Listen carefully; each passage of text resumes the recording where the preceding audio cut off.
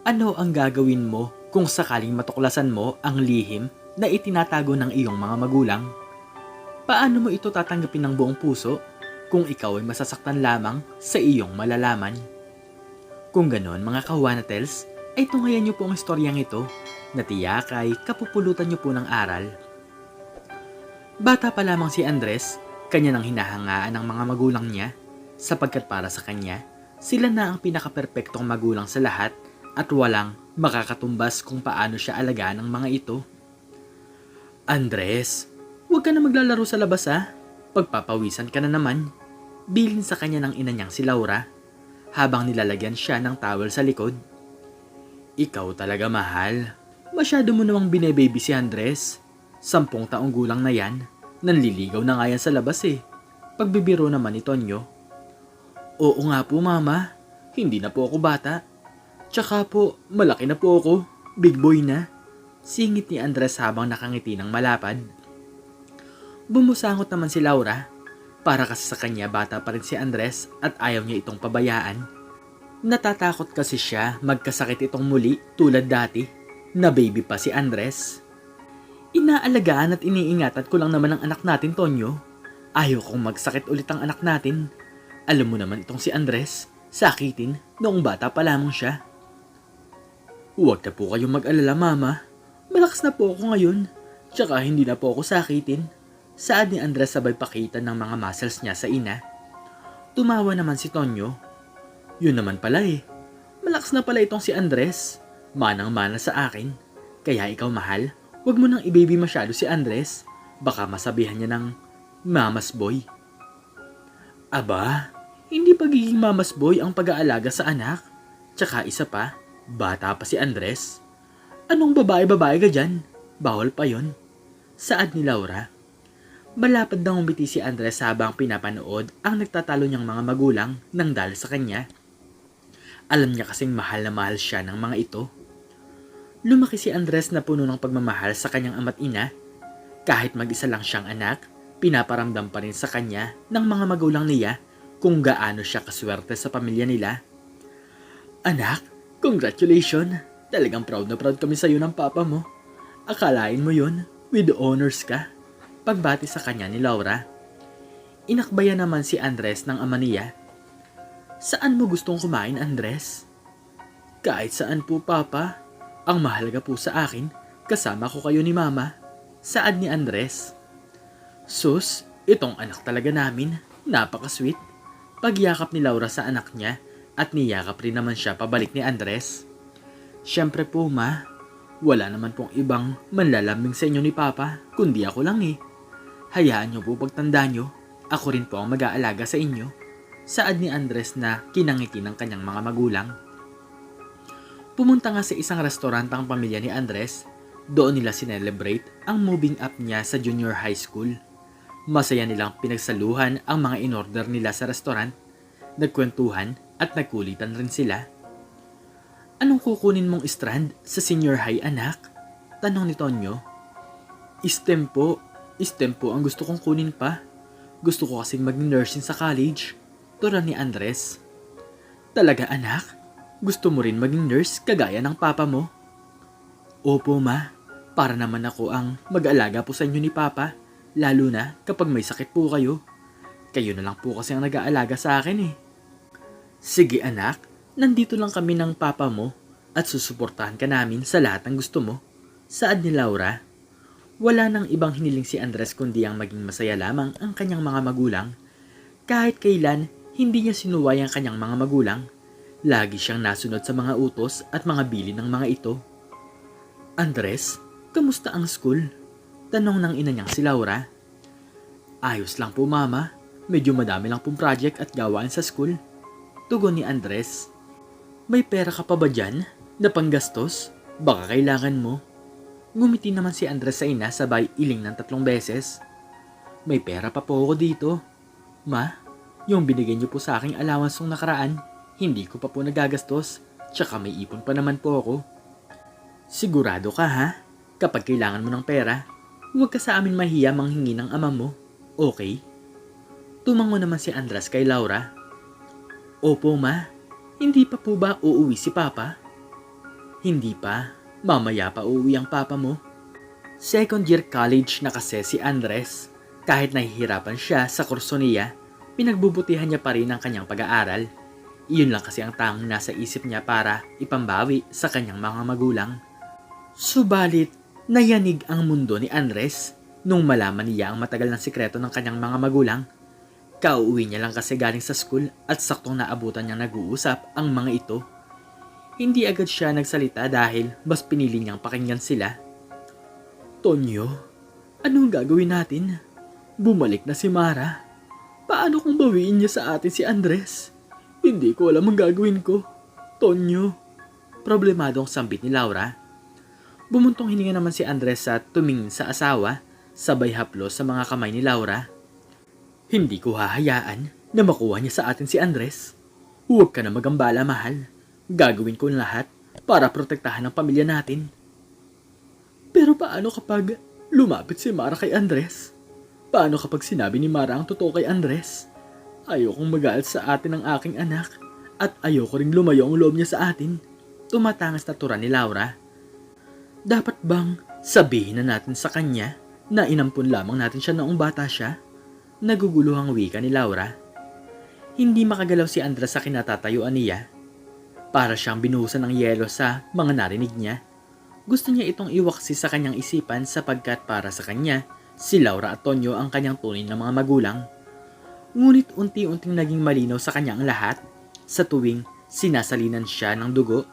Wala sa magulang niya ang nakakapagbigay nun nung bata siya. Sakitin kasi siya noong bata at lagi rin siyang nasa ospital noon. May mga matanda ring nagsabing hindi niya magulang ang kinilala niyang mga magulang pero hindi siya naniniwala noon sapagkat akala niya lang mga nagbibiro lamang ito. Pero ngayon, mismong galing na sa bibig ng kanyang ina ang mga salitang yun. Andres? Anak? Gulat na sambit ni Laura habang nakatingin sa anak niyang nakatayo lamang na pinapanood sila. Andres? Kanina ka pa ba dyan? Tanong din ni Tonyo. Hindi nagsalita o sumagot man lamang si Andres. Hanggang ngayon kasi hindi pa naaalis ang gulat. Totoo po ba, ma? Hindi niyo po ba ako tunay na anak? Isa lamang po akong ampon? Tanong ni Andres. Nanginginig na lumapit si Laura sa kanyang anak. Anak, magpapaliwanag kami ng papa mo. Sambit ni Laura. Umiiling-iling si Andres at malungkot na tumingin sa ina. Gusto ko malaman yung totoo, ma. Ampun lang ba ako? Sino po ang totoong mga magulang? Bakit nila ako pinamigay? Bakit kayo naglihim sa akin? Sunod-sunod na tanong ni Andres habang naguguluhan sa nangyayari. Kahit labag sa loob ni Laura at takot siya sa magiging resulta, marahan itong tumango sa anak. Oo, anak. Hindi ka namin tunay na anak ng papa mo. Inampun ka lang namin sa kaibigan kong si Mara. Dahil hindi ko kaya magkaroon ng isang supling. Saad ni Laura na tumatangis. Nang hina naman ang mga tuhod ni Andres, gusto niya kasing marinig sa kanyang ina na hindi lahat iyon totoo o nagbibiro lamang sila. Pero anak, kahit naman ganoon, tinuring kitang parang akin. Hinawakan ni Laura ang mga kamay ni Andres. Mahal na mahal kita, kaya kahit anong mangyari anak ka pa rin namin. Kahit hindi ka sa amin ang galing, maniwala ka sa amin anak. Saad ni Laura. Pero nagsinungaling pa rin po kayo sa akin. Nilihim niyo ang totoo. Paano niyo nagawa yun? Bakit niyo po isinikreto? Natatakot kami ng papa mo na iwan mo kami at hanapin mo ang tunay mong ina. Ayokong mangyari yun. Sagot ni Laura. Naging selfish po kayo, ma. Iniisip niyo lang po ang sarili niyo. Pero paano po ako? Hindi niyo ako iniisip. Sagot ni Andres na nagpaiyak kay Laura. Galit na tinalikuran ni Andres sina Laura at Tonyo. Tinawag pa ni Tonyo ng ilang beses si Andres pero hindi na ito lumingon pa. Walang nagawa si Tonyo kundi yakapin ang humahagulgol na asawa at doon umiyak sa kanyang bisig. Ilang araw hindi umuwi sa kanila si Andres, hindi na maiwasang mag-alala ng mag-asawa. Kung saan-saan na nila hinahanap si Andres pero hindi nila ito mahagilap. Hanggang sa isang araw, muling bumalik si Mara sa kanilang bahay. Laura, gusto ko lang sanang kausapin ng anak ko. Huwag mo namang ipagdamot sa akin ang anak ko. Hindi ko alam, Mara. Hindi ko alam kung nasaan si Andres. Ilang araw na namin siyang hinahanap. Kaya kahit gustuhin mong kausapin siya, wala akong magagawa. Sambit ni Laura. Ibigay mo sa akin ang cellphone number ni Andres. Ako na ang hahagilap sa anak ko. Saad ni Mara na nagpataas ng kilay ni Laura. Anak ko? Pagkatapos mo siyang iwan at ibigay sa akin, sasabihin mo ngayon, anak mo? Pagkatapos mo pabayaan ang anak mo tapos, ngayon, guguluhin mo siya? Binigay mo na siya sa akin, Mara. Pero bakit ngayon, binabawi mo ulit? Bakit porket wala ka nang magiging obligasyon sa kanya? Hindi mapigilang saad ni Laura. Lumapit naman si Tonyo sa kanyang asawa upang pakalmahin ito. Binigay ko lang naman siya sa iyo, Laura.